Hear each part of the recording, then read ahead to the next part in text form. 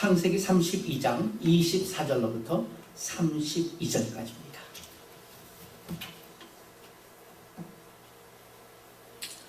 제가 24절 읽겠습니다.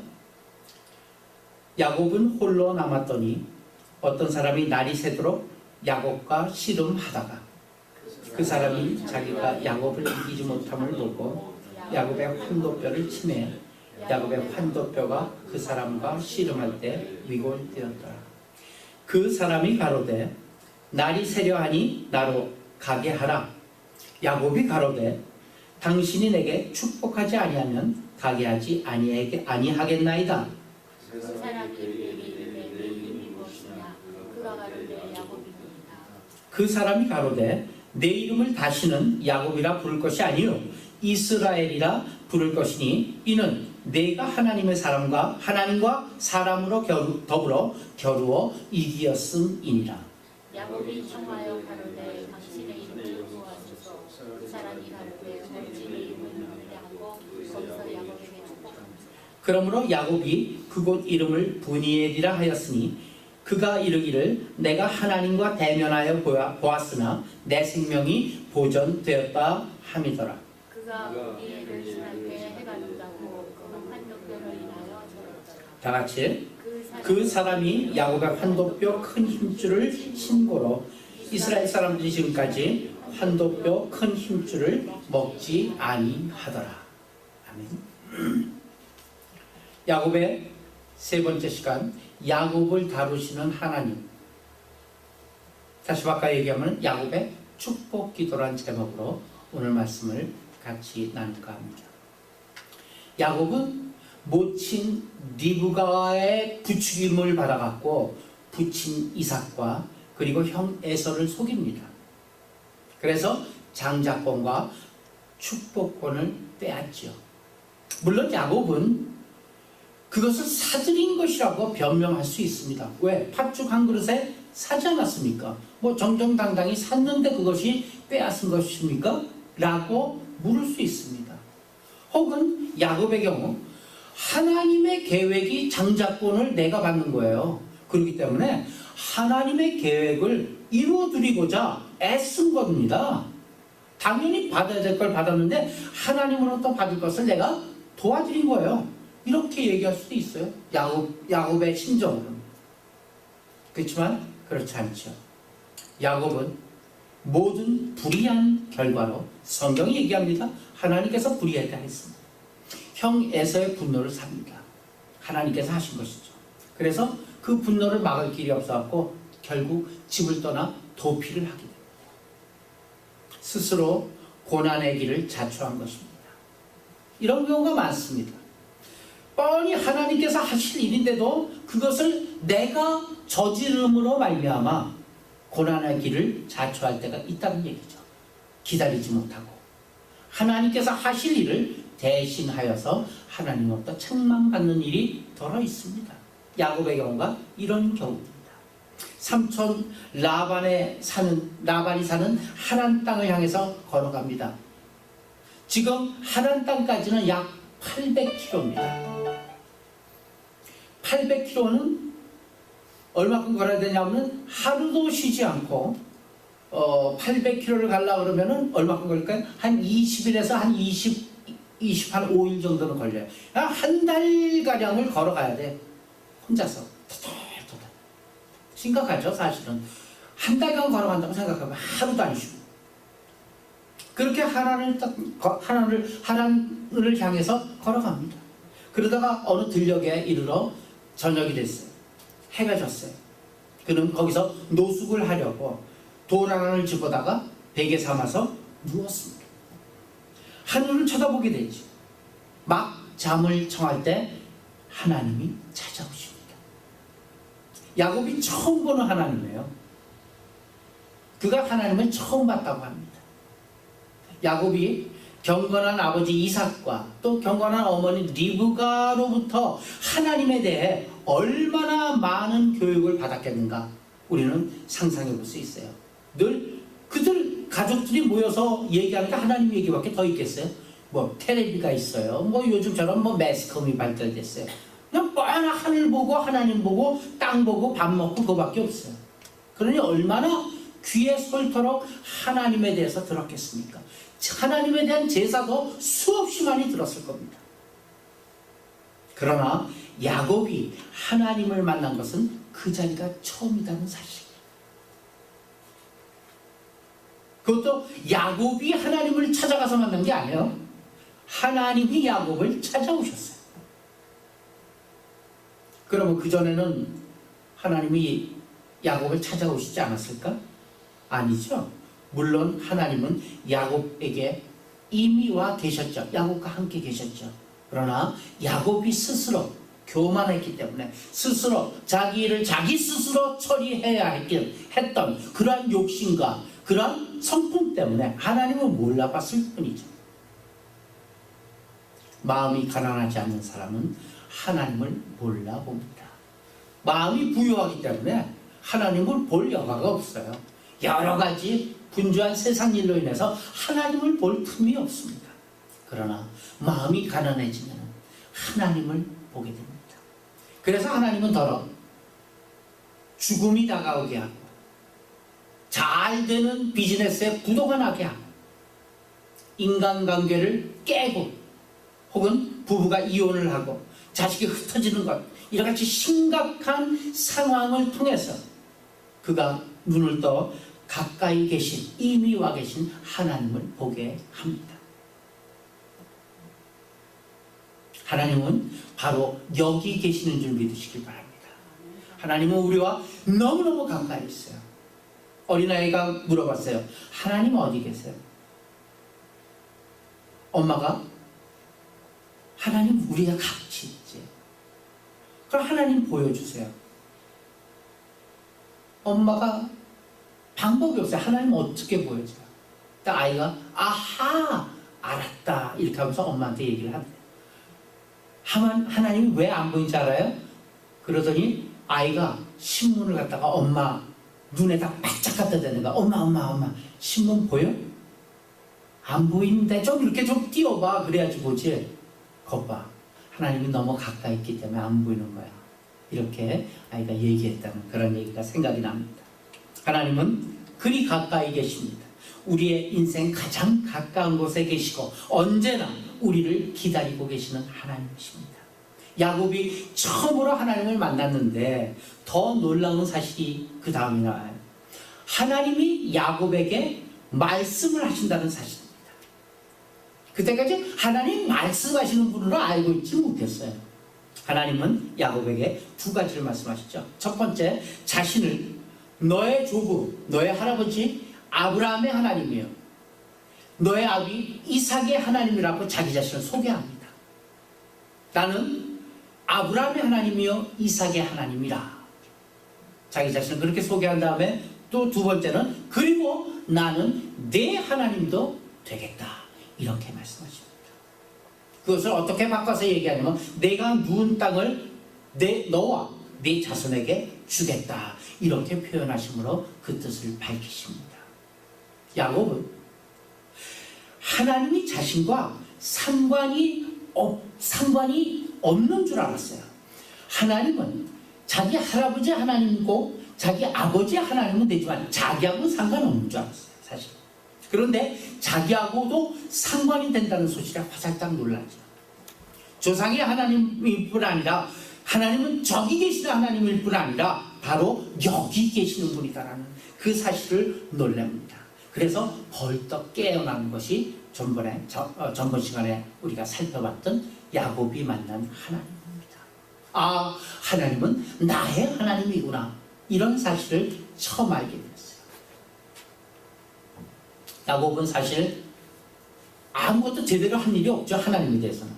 근데 하나님은 일방적으로 복을 주시겠다라고 선언을 하십니다. 하나님은 야곱에게 너를 복되게 하며 너를 지켜주며 너를 돌아오게 하며 내가 너를 내 자녀를 삼을 것이다. 두려워 말라. 놀라지 말라. 나는 결코 너를 떠나지 아니하리라. 이렇게 임마누엘 되시는 하나님이심을 선포하십니다. 야곱은 어떻게 돼요? 자질을 진 거죠. 놀란 거죠. 벌떡 일어나서 서원을 합니다. 뭐라고 서원해요? 나를 이렇게 지키시는 하나님이 이렇게 가까이서 지켜주신다면 내가 하나님을 향해서 어떻게 예배하고 하나님을 어떻게 섬기겠으며 내가 소득의 11절을 갖다 꼬박꼬박 어떻게 바칠 것이며 뭐 이렇게 줄줄줄줄줄 얘기를 해요. 그러면서 나를 지키신 하나님을 찬양합니다. 그런데 야곱은 그때뿐이었어요. 사실은 곧 본성으로 돌아와서 삼촌 라반의 집으로 갑니다. 거기 가서 어떻게 해요? 하나님 가까이 계시고 떠나지 않겠다는 분명한 말씀을 주셨는데도 불구하고 욕심 많고 불의한 삶을 계속 살아갑니다. 속고 속이는 그런 결혼생활 우리 잘 알지 않습니까?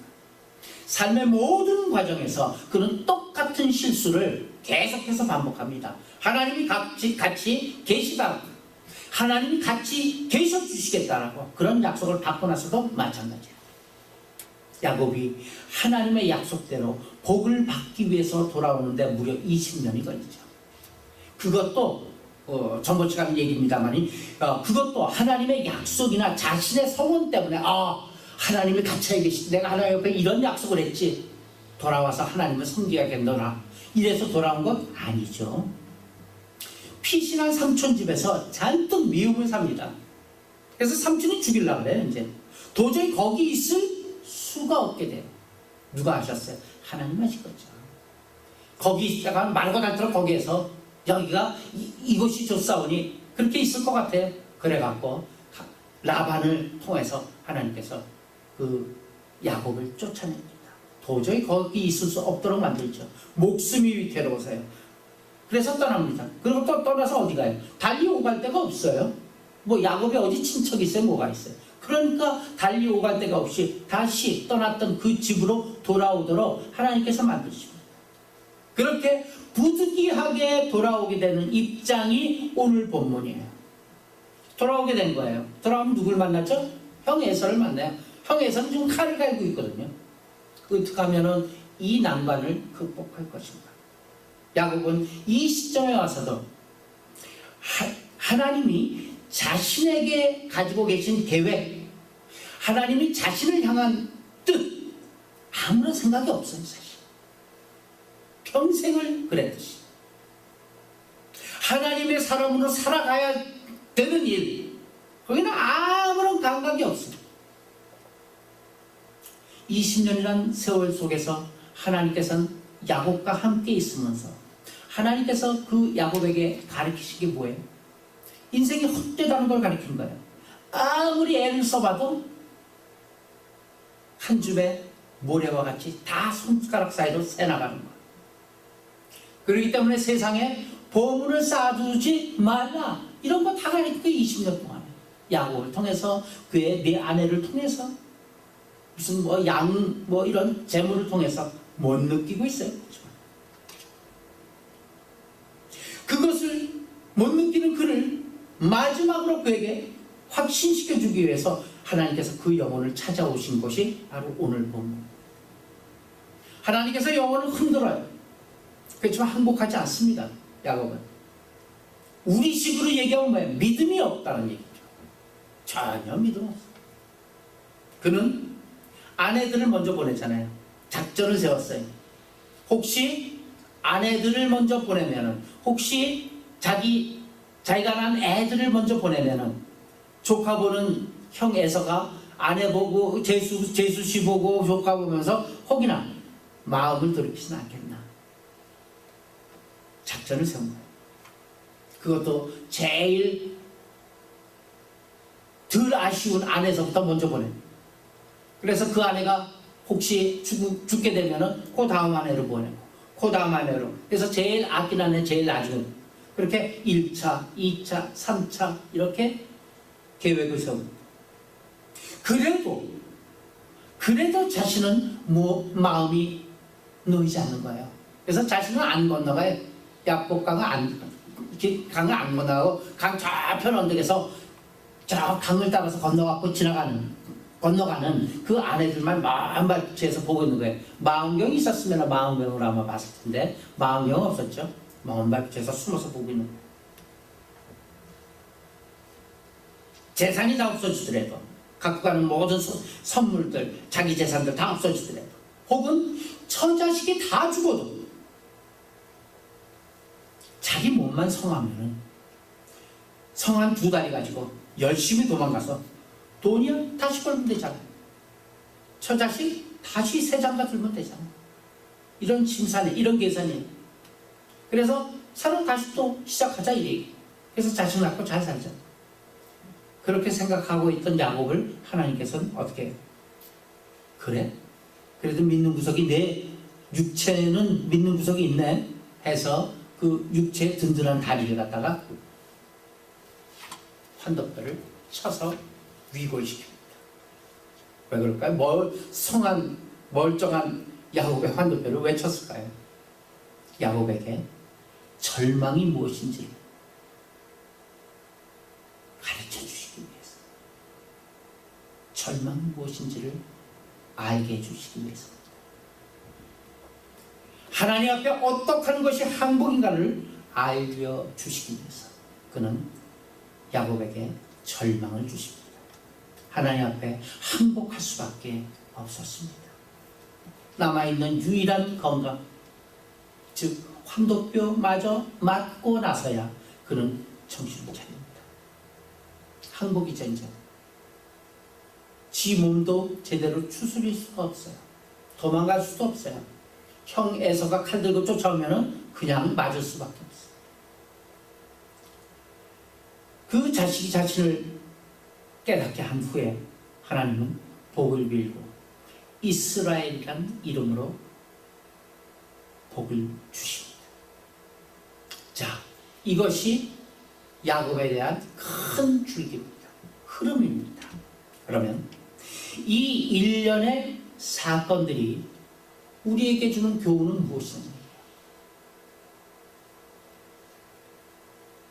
하나님께서 한 인격으로 한 사람을, 그 사람을 믿음으로 자리 잡게 하는 데는 그가 깨우치도록 시간 주시죠. 기회 주시죠. 환경 주시죠. 그리고 여러 가지 경우를 펼쳐 놓으시고 쉼없이 오랜 기간 동안 작업을 하신다라는 사실입니다. 창세기 50장 중에 25장이 야곱을 작업하는 일로 채워져 있어요. 창세기 반이 하나님은 창세기 반을 할애해서 야곱을 작업하신 그러한 모든 내용을 우리에게 전해주십니다. 그래서 결국 우리가 아는 야곱이 되는 것이에요.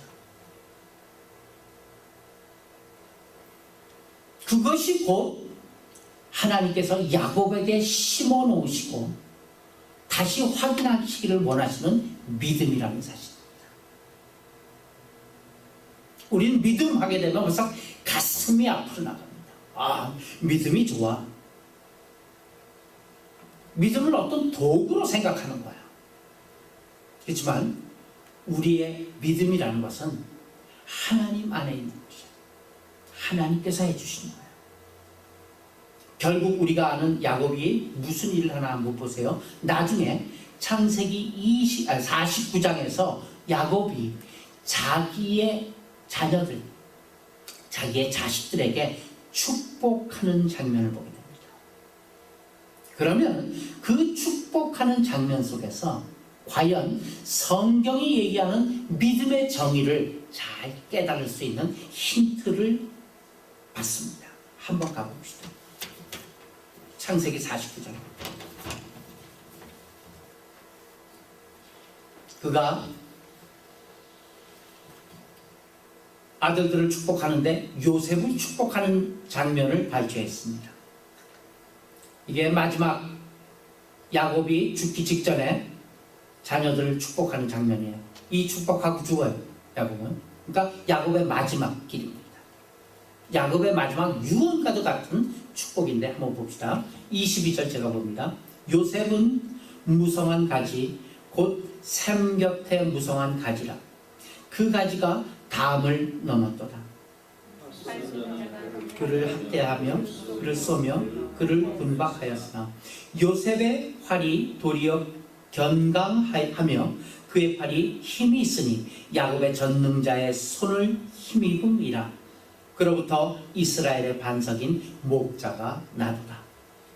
내 아비 말미암니 그가 너를 도우실 것이요 전능자로 말미암나니 그가 내게 복을 주실 것이요 위로 하늘의 복과 아래로 원천의 복, 젖먹이는 복과 태의 복이로. 다 같이 내 아비의 축복이 내 부여조의 축복보다 나아서 영원한 산이 한없음 같이 이 축복이 요셉의 머리로 돌아오며 그 형제 중 뛰어난 자의 정수리로 돌아오리라.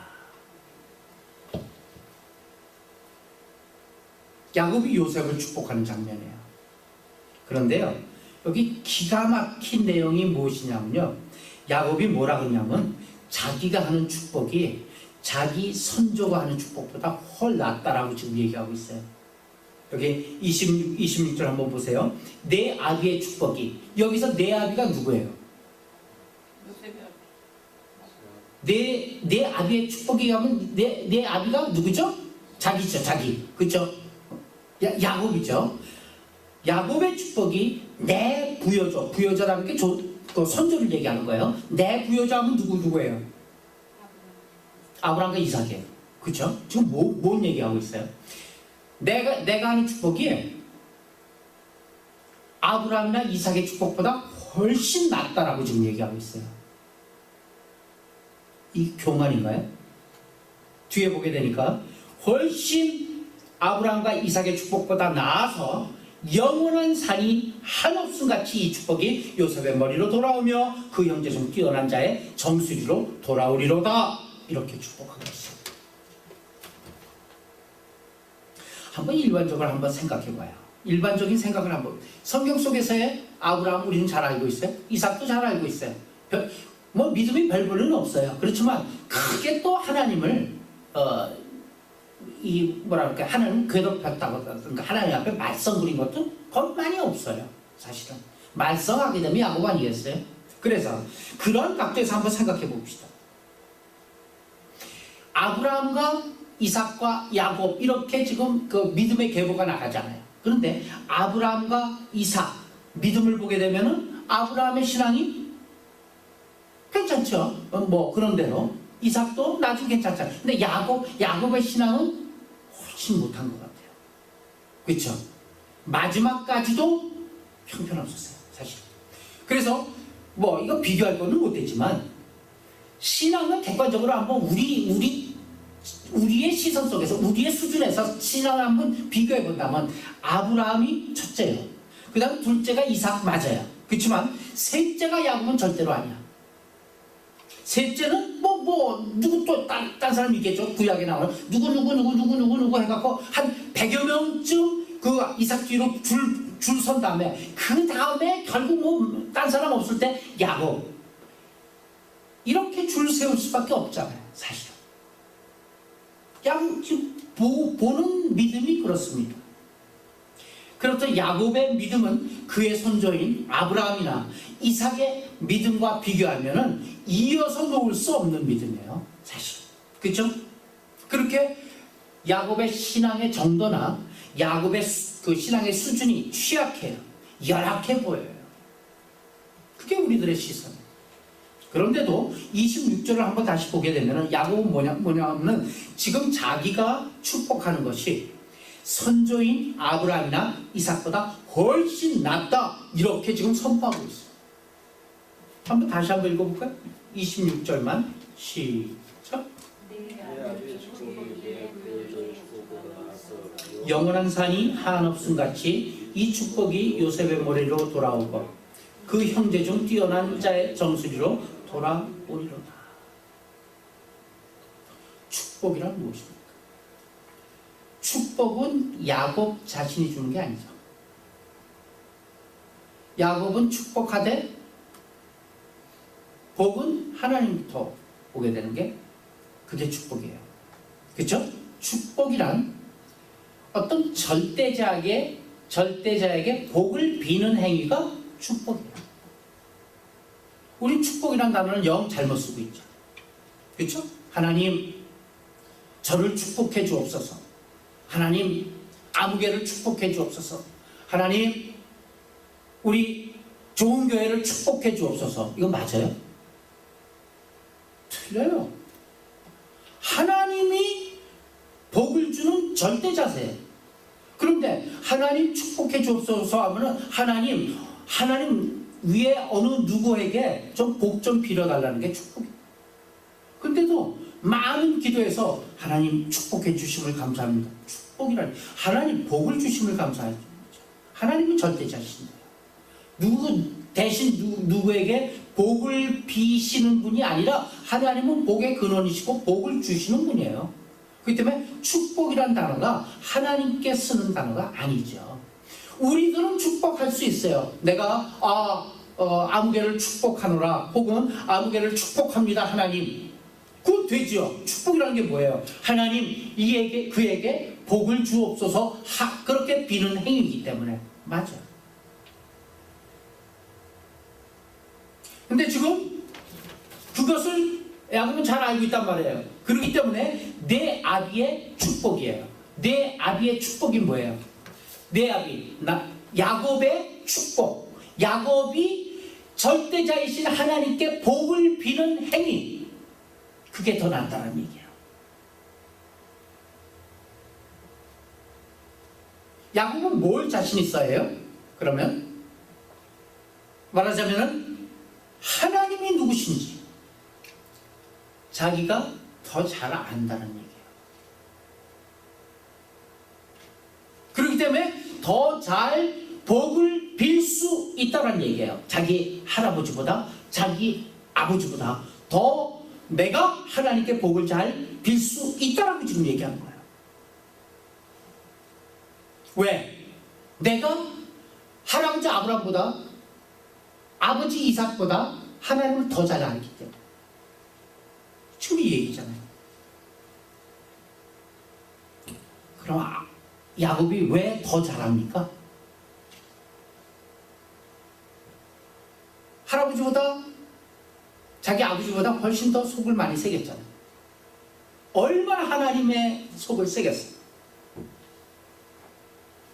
그렇기 때문에 훨씬 더 많이 안다는 얘기예요.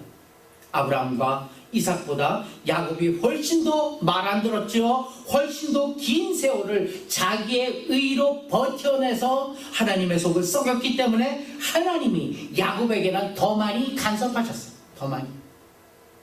그 간섭하신 내용이 창세기의 반을 하나님께서는 야곱에게 하려 했어요.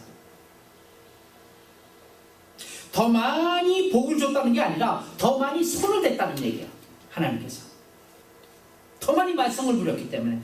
그래서 이 성경에 나타난 이 말씀만 기록을 비교해서 보면은 그런 의미에서 야곱이 아브라함이나 이삭보다 더 많이 하나님에 대해서는 알았다, 이렇게 말할 수 있다는 얘기입니다. 그렇다고 해서 하나님 앞에서 말썽 부리자는 얘기가 아니라, 말하자면 그렇다는 얘기예요. 하나님의 무엇을 더 많이 알았을까? 물론 아브라함은 하나님의 다른 부분을 더 많이 알았을지 모르지만 적어도 야곱은 하나님의 무엇을 더 많이 알았냐면 얼마나 자비로우신지, 자기가 그렇게 꾀부리고 그렇게 말썽 부리고 그렇게 죄를 져도 얼마나 자비로우신지 자기 할아버지나 아버지보다 더 많이 알았겠죠. 얼마나 하나님은 신실하신 분이신지, 끝까지 자기를 참아주셨으니까 얼마나 신실하신 분인지 더 많이 알았겠죠. 하나님은 얼마나 오래 참으시는지 자기 할아버지보다 더 많이 알았을 거예요. 그렇죠? 자기의 평생을 참아주셨으니까 얼마나 큰 능력을 가졌는지도 더 많이 알았을 겁니다. 야곱이 자기 선조들보다 더 잘 알았을 것이라고 우리는 얼마든지 짐작해 볼 수 있습니다. 자, 결론입니다. 이런 것들이 의미하는 게 무엇일까? 하나님은 우리 자신이 목표라는 사실이에요. 그리고 우리 자신이 하나님의 목적이에요. 그리고 우리 안에 있는 이 인격에 채울 하나님을 아는 지식과 하나님 편에 서는 그러한 결정, 이제는 하나님의 사람으로 살리라, 하나님의 사람으로 사는 데 대한 책임감, 이런 것을 기대하고 계시는 거예요. 하나님은. 이를 위해서 하나님께서는 우리의 전생애를 놓고 우리가 납득할 때까지 긴 시간을 두고 설명하고 계세요. 긴 시간을 두고 우리로 하나님을 경험케 하세요. 그렇게 시간을 주시는 분이라는 사실을 우리는 야곱을 통해서 깨닫습니다. 그리고 믿음이란 어떤 수단이 아니라는 얘기예요. 우리는 믿음을 하나님을 떠나 어떤 관념적으로 떼어 놓기가 일수예요. 아, 그 사람은 믿음이 좋아. 믿음이 좋다는 게 뭐야? 얼마나 기도를 열심히 하는지 몰라. 얼마나 많은 시간을 성경을 보는 줄 몰라. 믿음이 좋은 분이야. 이렇게 얘기합니다. 맞습니까? 어느 부분만 맞죠. 다 맞지는 않습니다. 왜? 믿음이란 믿음의 대상 없이 홀로 존재할 수 없는 게 믿음이란 사실이에요. 다시 아까 얘기해볼까요? 믿음이 좋다. 그 사람 믿음이 좋다. 그건 무슨 얘기예요? 믿음이 좋다는 것은 성경적으로 성경의 개념을 통해서 그분은 참 믿음이 좋아하는 것은 하나님과 관계가 좋다는 사람이 믿음이 좋은 거예요. 맞습니까? 하나님과 관계가 좋아야죠. 믿음이 좋다는 것은. 복 있는 사람이란 뭐예요? 하나님 기뻐하는 사람이에요. 이것저것 많이 있는 사람이 복 있는 사람이에요. 하나님이 기뻐하는 사람이 복 있는 사람이에요. 의로운 사람은 뭐예요? 그 사람은 참 정의로워. 아니에요. 하나님이 인정하는 사람이 의로운 사람이에요. 맞습니까? 모든 중심이, 모든 기준이, 모든 기초가 다 하나님에서부터 파생되고 하나님으로부터 시작한다는 사실이에요. 믿음 역시 마찬가지예요. 구원도 마찬가지예요. 구원은 뭐예요? 하나님이 이제 내 편이 되었다는 거예요. 혹은 내가 이제 하나님 편이 되었다는 거예요. 하나님께서 편들어 주시는 사람이에요. 그 사람이 구원받은 사람이에요. 그렇듯이 구원이나 믿음이나 모든 것, 복이나 다 하나님과 관계가 되어 있어야 돼요. 하나님을 빼면 존재할 수 없는 것들이에요. 그것이 구원이나 믿음이나 그런 우리 기독교에서 쓰는 용어들이에요. 그런데 오늘날 믿음이 어때요? 혼자 돌아다니잖아요. 믿음은 혼자 다녀요. 믿음이 어떤 자신에게 열중하는 자세가 곧 믿음으로 되어버렸어요. 그래서 열심히 성경책만 보면 믿음 좋다라고 바로 등식이 성립해버리잖아요. 기도 열심히 하게 되면 기도를 오래, 우리 목사님은 기도를 갖다 4시간 하시는데, 아니 8시간 하시는데 믿음이 얼마큼 좋아? 그것이 곧 믿음으로 등식화됐잖아요. 그건 믿음이 아니에요. 내 자신에게 열중하는 자세가 믿음이 아니란 얘기예요. 내가 이런 열심과 내가 이런 확신을 가졌으니까 내가 원하는 것이 이루어질 것이다, 이렇게 믿는 거예요. 그게 믿음이라고 그러잖아요. 그게 어떻게 믿음이에요? 내 확신이지, 자기 열심이지, 그것이 어떻게 믿음이에요? 믿음이란 하나님하고의 관계가 돼야지만이 믿음이에요. 믿음으로 뭔가 이루어질까라고 믿으니까 그 믿음이 수단이 되는 거예요. 내가 이게 이렇게 될 것이야 라고 믿는 거예요. 그럼 광신이에요. 광신. 자기 열심이에요. 그래서 어떤 등식이 성립되고 있어요. 교회 안에서. 믿음 좋으면 자녀들이 다 잘 돼요. 사업이 번창해요. 병이 낫게 돼요.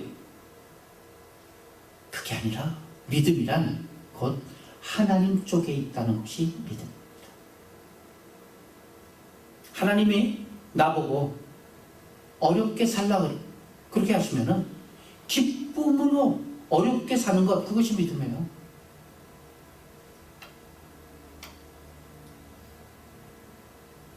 그런 것들은 없고 하나님에 대한 것들은 없고 자기 열심과 자기 도취만이 있습니다. 현대교회 문제점, 앞서 얘기했던 손봉호 교수의 그러한 동영상과 같은 맥을 갖고 있어요. 하나님은 없고 믿는 자만 있어. 믿습니다. 믿는 자만 있어요. 하나님은 없어요.